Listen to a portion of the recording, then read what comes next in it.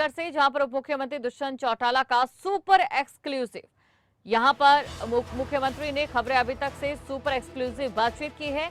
आज दोनों दल मिलकर प्रदेश को तरक्की के पथ पर ले जा रहे हैं। गठबंधन रहेगा या नहीं, ये भविष्य की चर्चा है। मैंने उचाना में काम किया, मुझे चिंता नहीं है। गठबंधन दिल्ली में हुआ है, तमाम बातें उनकी ओर से कही गई। क्या कुछ उन्होंने कहा? देश में केंद्र सरकार के विरुद्ध विपक्ष एक साथ लामबंदी कर रहा है। इस पर हरियाणा में जननायक जनता पार्टी और उप मुख्यमंत्री दुष्यंत चौटाला का क्या कुछ कहना है, उनकी प्रतिक्रिया जानते हैं और प्रदेश के दूसरे मुद्दों पर भी बात करेंगे। सर, विपक्ष को आपने देखा एक साथ पटना में लामबंदी की, अब शिमला में अगली बैठक करने की भी बात की जा रही है, आपका क्या? जितेंद्र जी, पहली चीज़ तो देखने की ये है कि कितना लंबा ये एकता चलेगी। कोई ये पहला प्रयास नहीं है। मुझे लगता है कि जब से देश आज़ाद हुआ है अनेक प्रयास इस प्रकार के करे गए हैं और उसके अंदर केवल मात्र चौधरी देवीलाल जी कामयाब रहे जब उनने राजीव गांधी की सरकार के विरुद्ध सबको एक किया और 1979 के अंदर देश का तख्ता पलट कर उस समय वीपी सिंह जी को देश का प्रधानमंत्री बनाया और बहुत बड़े बड़े राजनेताओं ने त्याग कर एकता दिखाई है। अभी तो शुरुआत है, पहली बैठक हुई है और मैं नहीं मानता कि आने वाले समय में इसमें गतिरोध नहीं दिखेगा। आप मानते हैं कि विपक्ष एक साथ एकजुट नहीं हो पाएगा? आज कहना बहुत जल्दी है। अभी तो लोकसभा चुनाव में लगभग 10 महीने का समय है और 10 महीनों में तो बहुत परिस्थितियां बदलेगी। सर, प्रदेश की अगर हम बात करते हैं तो गठबंधन आज सबसे बड़ा पहला मुद्दा देखने के लिए मिलता है। आपने जब गठबंधन किया था दिल्ली के अंदर, वहीं हम भी मौजूद थे। आपने कहा कि कॉमन मिनिमम प्रोग्राम पर जो सहमत होगा उसके साथ हम गठबंधन करेंगे। मुख्यमंत्री का बयान भी आपने इस पर सुना होगा, जब पेंशन को लेकर के उनसे पूछा गया, उन्होंने क्या कहा? देखिए, आज के दिन प्रदेश के अंदर मुझे लगता है आपके पास भी एक ही सवाल है और दोनों दल मिलकर मजबूती से प्रदेश को तरक्की के पथ पर ले जा रहे हैं। आगे चुनाव आ रहे हैं, दोनों दल अपनी अपनी 90 सीटों पर तैयारी भी कर रहे हैं। बैठ के उसके ऊपर कैसे चला जाएगा तो भविष्य की चर्चा है। आज के दिन मुझे नहीं लगता कोई संशय है। 75% जो हरियाणवी युवाओं को आरक्षण की बात थी, पेंशन की बात थी, कितना हद तक इसको पूरा कर? देखिए, हाईकोर्ट के अंदर इसकी सुनवाई चल रही है। जिस जज के पास सुनवाई थी वो चीफ जस्टिस राजस्थान बन गए, उसकी जगह अब नया बेंच कॉन्स्टिट्यूट हुआ है। जुलाई के अंदर सुनवाई होगी और मुझे लगता है कि जल्द उस पर फैसला आएगा। आपने देखा कि उचाना के अंदर जब विप्लव देव प्रभारी आए तो एक उम्मीदवार की घोषणा करके चले गए वहां से कि हम यहाँ से प्रेमलता दीदी लड़ेंगे।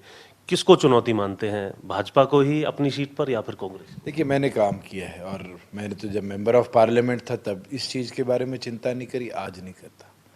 काम करना है, उचाना मेरी कॉन्स्टिट्यूएंसी है और आगे भी वहीं से लड़ूंगा। विजेंद्र सिंह कह रहे हैं कि कोई भी पार्टी का नेता कार्यकर्ता ये नहीं चाहता कि गठबंधन रहे। निर्दलीय विधायक भी यही बात कह रहे हैं, दोनों पर अलग अलग। अगर उनकी इच्छा ये है तो वो जाकर अपनी सेंट्रल लीडरशिप को बताए इस बात को। आज के दिन आपने खुद अभी कहा कि अलायंस दिल्ली हुआ, मैं तो पहले दिन का कहता हूँ, और कॉमन मिनिमम प्रोग्राम पे प्रदेश को आगे ले जाने के लिए हुआ। और जो विधायक, निर्दलीय विधायक जो कह रहे हैं कि नेगेटिविटी खत्म हो जाएगी, गठबंधन तोड़ देना चाहिए, क्या कहेंगे?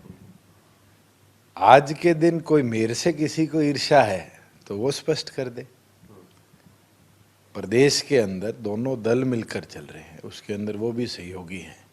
अगर उनकी कॉन्स्टिट्यूएंसी पे मैंने कहीं मतभेद किया है, कहीं काम रोके हैं, तो द्वेष ईर्ष्या हो सकती है। काम भी कराओ और फिर इस तरह की बात भी करो, ये तो अपने आप ही आत्ममंथन का विषय है। कुछ विधायक तो कह रहे थे हम तो काम भी नहीं करवाते। चलिए, काम कौन नहीं करवाता, कौन करवाता है? मैं तो कांग्रेस के विधायकों की कॉन्स्टिट्यूएंसी में 25-25 करोड़ के काम करवाए। आज जो अलायंस में है उनके अगर डाटा चाहिए तो हमारा पीडब्ल्यूडी का पोर्टल है, आप डाउनलोड कर लो कि 3.5 साल में किस कॉन्स्टिट्यूएंसी में कितनी सड़कें बनी। आपने सिरसा में अमित शाह जी का संबोधन सुना होगा कि 10 सीटों पर कमल खिलाएंगे। उन्होंने एक संकेत दिया कि आने वाले समय में गठबंधन की राह क्या होगी। आप भी 10 सीटों पर तैयारी कर रहे हैं, किस तरीके से आप मानते हैं कितनी सीटों पर चुनाव रहेगा? मैं तो आपको 2 तारीख को सोनीपत न्योता देता हूँ। जुलाना में सोनीपत लोकसभा की रैली है और मैंने पहले भी यही चीज़ कही कि हर पार्टी 90 सीटों पर काम कर रही है, 10 की 10 लोकसभा सीटों पर काम कर रही है। फिर बैठ के चर्चा होती है विषयों पर और ये समय हमने चौधरी देवीलाल जी के समय भी देखा, चौटाला साहब के समय भी देखा। जब भारतीय जनता पार्टी के पास सोनीपत को सीट दी गई, कैंडिडेट नहीं था, तो किशन सिंह सांगवान को चौधरी देवीलाल ने आदेश दिए कि बीजेपी के सिंबल पे लड़कर चुनाव लड़ो। तो जब पार्टियां फैसला करेंगे, मुझे नहीं लगता कि आज उस पर टिप्पणी करनी। हर पार्टी के नेतृत्व का एक ही उद्देश्य होता है कि संगठन मजबूत हो। चौधरी अजय सिंह जी को भी चुनाव लड़ाने की बात चर्चाओं में है, किस तरीके से कानूनी अड़चनें सामने रहेंगी? देखिए, आज 6 साल का जो प्रतिबंध है, उसके उपरांत एक फैसला मणिपुर के लिए आया है और हमें उम्मीद है कि आने वाले समय में उस चीज़ को हम टेकअप करेंगे। सर, अभय चौटाला से जब हम बात करते हैं या फिर ओपी चौटाला से भी अभी खबरें अभी तक ने बात की, तो वो सरकार को लुटेरों की सरकार कह देते हैं। आप क्या प्रतिक्रिया देंगे इसको लेकर के? मैं जितेंद्र आपको एक चीज़ कह सकता हूँ कि 3.5 साल में मुझे आज तक नहीं समझ आया कि अलग अलग बार सरकार पर आरोप लगाए, तथ्य कहाँ है? आपने खुद सुना होगा, डे 1 से लेके आज तक बारी बारी एक नहीं अनेक चीज़, कभी चीफ मिनिस्टर पे, कभी मुझ पे, कभी और हमारे मंत्रियों पे और ओवरऑल सरकार के ऊपर भी किसी एक विषय पे विपक्ष 4 कागज भी ला पाया है, 4 तथ्य भी ला पाया है। आप कैसे जवाब देंगे फिर इन बातों का आगे? जवाब देने की जरूरत ही नहीं है। मैं तो स्पष्ट कहता हूं कि आप तथ्य तो लाओ। आप किसी पे आरोप लगाते हो और बिना तथ्यों के आरोप लगाते हो। आपको याद होगा, विधानसभा में खड़े होकर कह दिया गया कि इसने तो एयरपोर्ट की जमीन ले ली। मैंने खुद म्यूटेशन दिखाई कि प्री इंडिपेंडेंस वो गवर्नमेंट के नाम जमीन है और आज तक है। अब इस तरह के बेबुनियाद आरोप पे आप कितनी क्लैरिफिकेशन देते रहो? अब उनकी यात्रा भी 100 दिन से आगे चल गई, आपको उम्मीद नहीं थी शायद? चलो, मैं तो कह रहा हूँ कि पद यात्रा है, रथ यात्रा है, यही डिसाइड कर लो। ये तो आप लोग गए हो, आपने वीडियो बनाई है, आपने देखा है, और ये चीज़ आज पूरा प्रदेश भी देख रहा है कि पद यात्रा के नाम पर अगर कोई रथ यात्रा निकाल रहा है तो अपने आप है कि उनने खुद की करी बात को भी पलटने का काम किया। आप गठबंधन में है, लेकिन आपसी तीखी प्रतिक्रियाएं नहीं रुकती हैं। दिग्विजय चौटाला कहते हैं कि ओवर कॉन्फिडेंट है बीजेपी अगर 10 सीटों पर जीतने की बात कर रही है, तो क्योंकि आप भी चुनाव लड़ने की और लड़वाने की बात कर रहे हैं। देखो, आज की परिस्थिति देश की क्या है, प्रदेश की क्या है, उसके ऊपर सबको आत्ममंथन करना चाहिए। और ये कहना कि परिस्थितियां विपरीत है, मैं मानता हूँ इसका जरूर हमें समझना चाहिए। कांग्रेस में नए प्रभारी आए हैं, आज मैराथन बैठ के कर रहे हैं, किस तरीके से देखते हैं कांग्रेस का भविष्य, क्या देखते हैं आप? मैं तो उनसे यही उम्मीद करूंगा कि वो कांग्रेस का संगठन आज 18 साल बाद बना पाए प्रदेश में। ये बहुत बड़ी उनकी अचीवमेंट होगी एज प्रभारी। हरियाणा में सर, जब खिलाड़ी का मुद्दा हो, किसान का मुद्दा हो, तब दुष्यंत चौटाला की प्रतिक्रिया पर बखूबी ध्यान दिया जाता है कि आज वो क्या कह रहे हैं। कुछ पुरानी प्रतिक्रिया भी सोशल मीडिया पे आपकी देखने के लिए मिलती है, क्या कहेंगे इनको? किस विषय पे मैंने हरियाणा के किसान को या हरियाणा के खिलाड़ी को पीछे छोड़ने का काम किया है? एक भी ऐसा विषय नहीं है, और हमेशा उनका साथ हमने दिया है और हर परिस्थिति में उनके साथ खड़े होने का काम किया।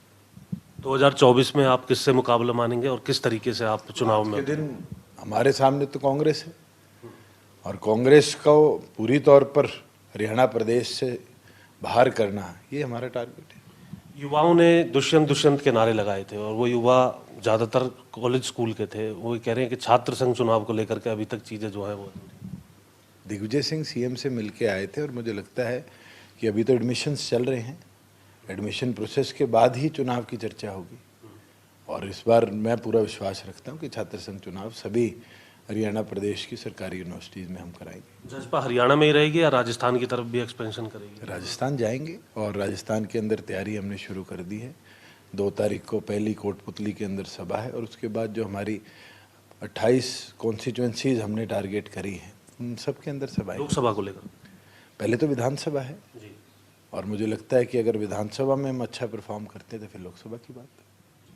शुक्रिया बात करने के लिए। तो उप मुख्यमंत्री दुष्यंत चौटाला हमारे साथ थे। जो सवाल आपके जहन में जो इस वक्त ये कह सकते हैं कि सुर्खियों में बने हुए हैं, तमाम सवालों के बेबाकी से उनकी तरफ से जवाब दिए गए। चंडीगढ़ से कैमरामैन शरद के साथ जितेंद्र चौधरी, खबरें अभी तक।